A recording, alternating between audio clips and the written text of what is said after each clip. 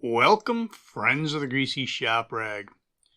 Today we're going to take a look at a Husqvarna 525PT5S pole saw. The customer complaint is that the carb is out of tune. Well, we'll see about that.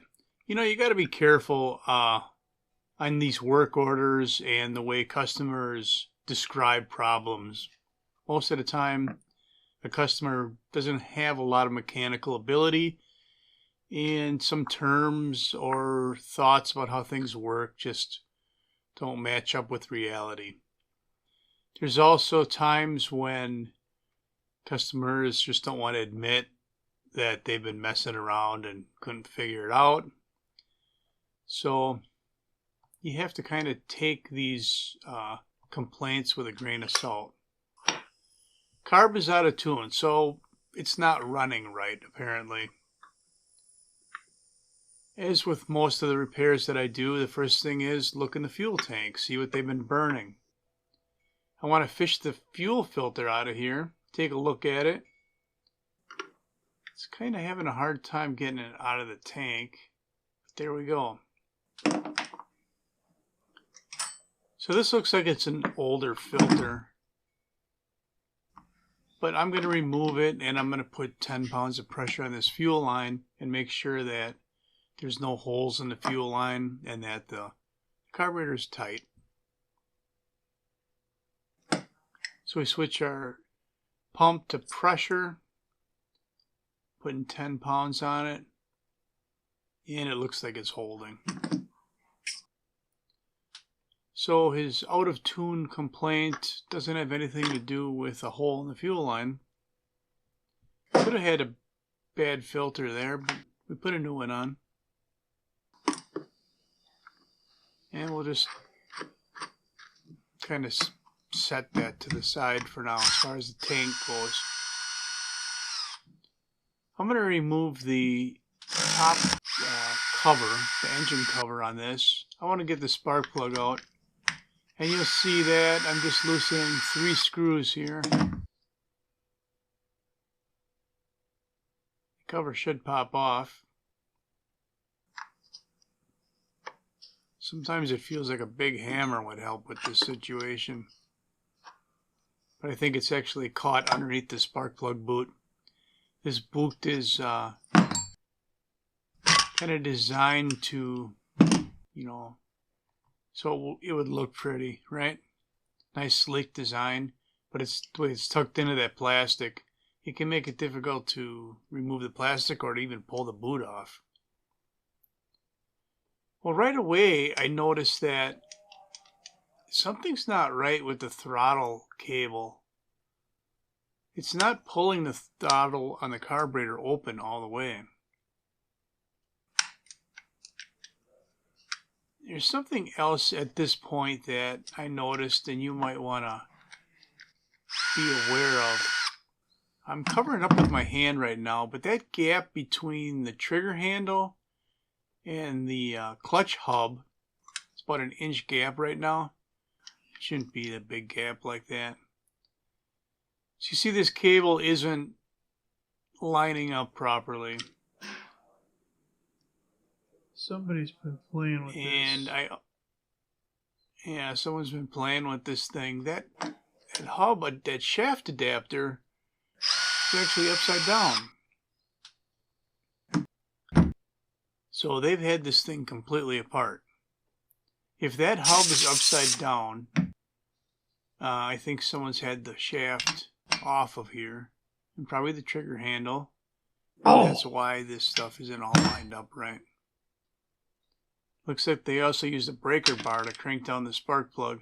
I've had a lot of that lately. I don't know why. Wow, that was tight.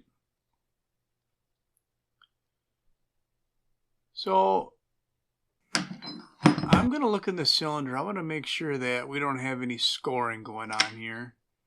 I don't want to do a bunch of work on a power head that...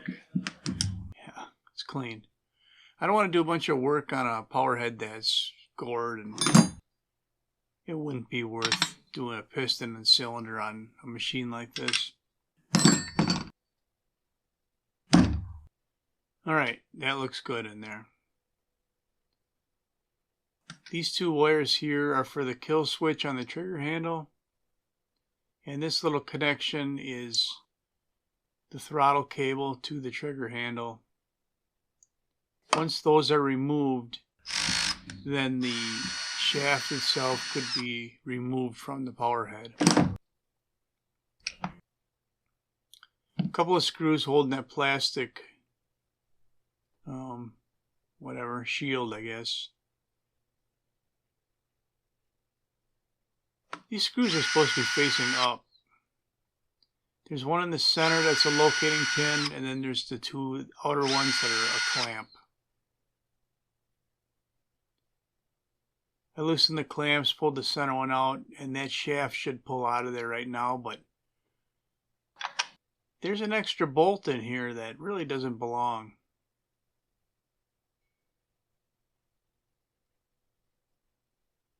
So somebody's been kind of creative here with this thing.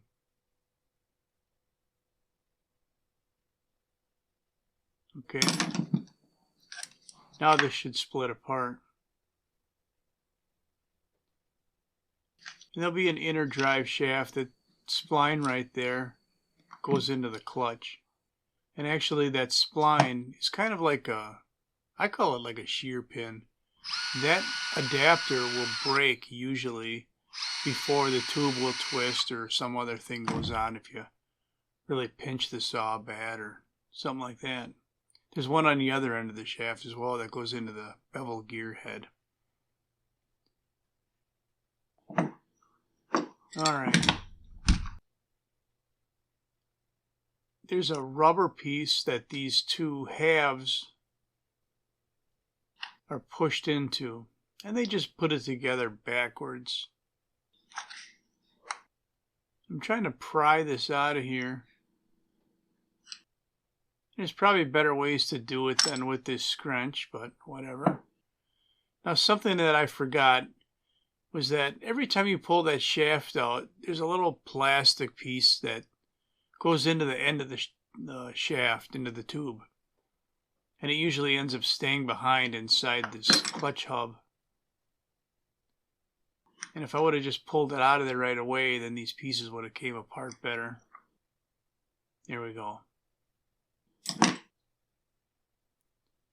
So the end of the clutch drum looks good. These pieces aren't broken. They're just in there backwards. That plastic bushing, I'm going to clean that up and I'm going to put it into the end of the tube where it belongs. Just like that.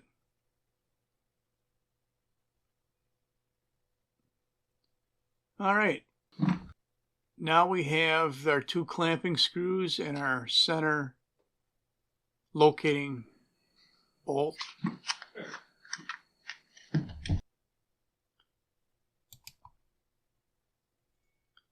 So we're going to push the power head on until the hole in the drive tube is visible through that threaded hole that the locating bolt goes in.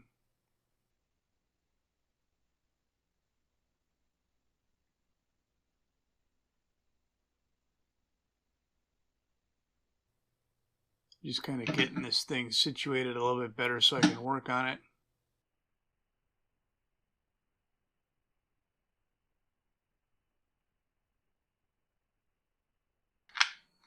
There's our locating bolt. And you'll see here that there's no threads left in that piece. I'm afraid of. So they stripped that out.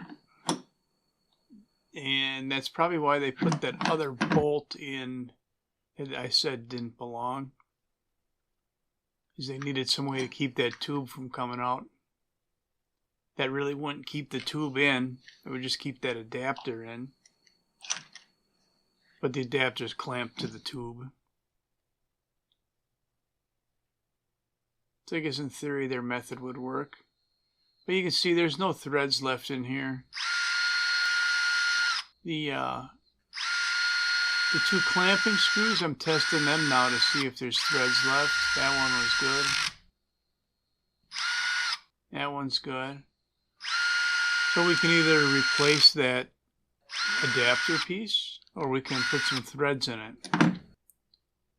And I decided to just put some new threads in there. Drilled it out.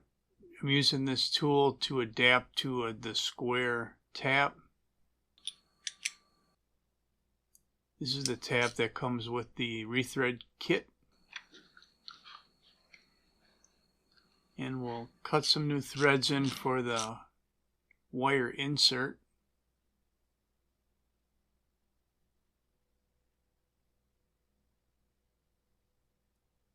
And then this tool here has a special lip on the end of it that grabs the wire insert and will turn it into the hole.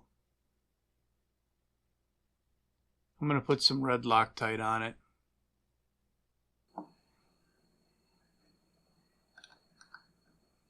We just get it started by hand and then screw that insert into the specially threaded hole.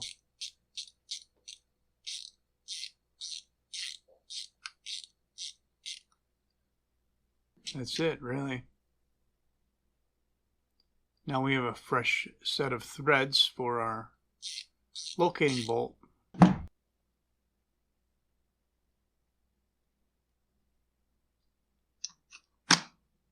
Yep, there's that plastic bushing again. Every time you pull that shaft out, that bushing stays behind.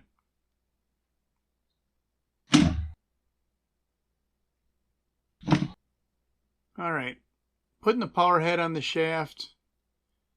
The splined adapter will have to get lined up in the clutch. It kind of happens naturally, but sometimes you got to twist the power head around to make it happen. There we go. The locating bolt is above the hole in the tube.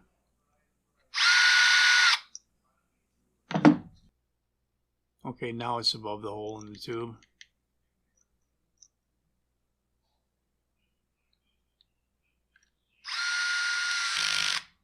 Here we go. Crank her down tight. Crank down our clamping screws. And we should be set. Now you look right ahead of that piece that clamp I'm cranking on. There's like a 1/2 inch or so gap there. And that means that the trigger handle is a 1/2 inch or so forward on the tube.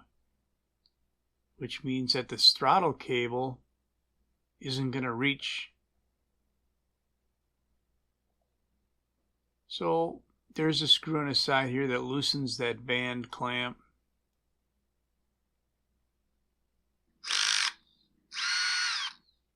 Once it's loose, then we can move that trigger handle around. There we go. Snug it up.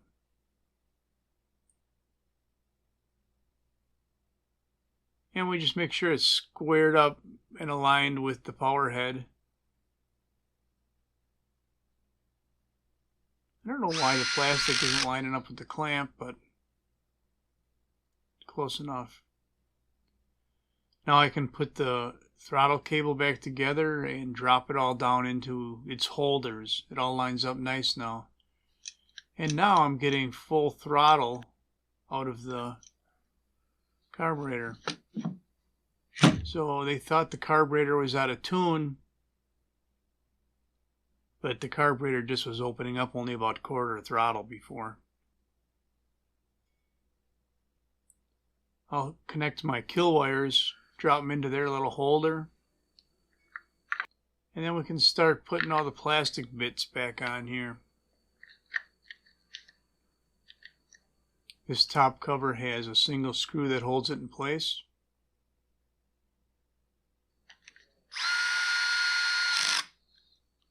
I kind of like working on these. These power heads are simple. I mean, the starter is easy to get at. The ignition coil is easy to get at. The carburetor is easy to get at. It's a pretty well thought out design. All right. Well, I'm going to give this thing a start and see if it runs decent. And if it does, then that's all I'm going to have for you on the Husqvarna 525PT5S pole saw that just needed a little bit of work on the shaft adapter. Thanks for watching. Later.